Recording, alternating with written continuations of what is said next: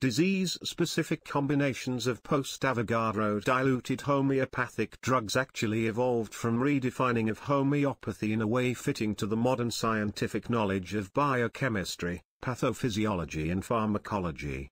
Once potentization was explained in terms of molecular imprinting, it became obvious that potentized drugs above 12C will contain only molecular imprints of constituent chemical molecules, as molecular imprinting will happen only as individual molecules.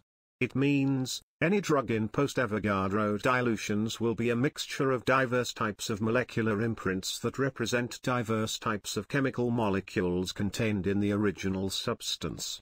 These molecular imprints act as artificial binding sites for pathogenic molecules having complementary conformations, preventing them from binding to the biological molecules.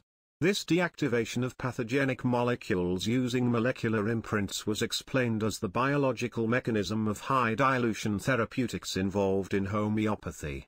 Since most of the drugs used in homeopathy consist of substances containing multiple types of chemical molecules that act upon biological molecules by their individual molecular structures and chemical properties, they are not at all single from scientific point of view.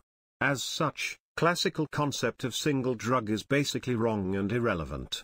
Actually, Hahnemann's insistence on single drugs originated from the primitive state of scientific knowledge available to him 200s ago.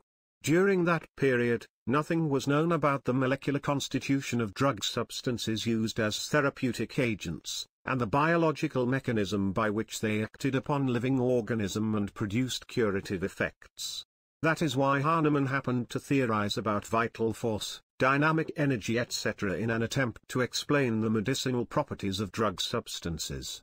Since molecular imprinting happens as individual molecules, and potentized drugs contain all the molecular imprints of those individual molecules contained in the drug substance, it is also meaningless to consider potentized as single drugs.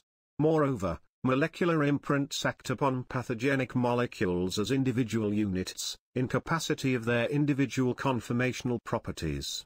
If diverse types of molecular imprints contained in the potentized form of a drug substance can coexist without interacting each other, it is obvious that molecular imprints contained in two different drugs also will not interact each other when they are combined together.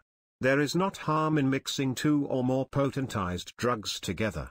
Molecular imprints will retain their individual conformational properties, and interact with pathogenic molecules having specific conformational affinity.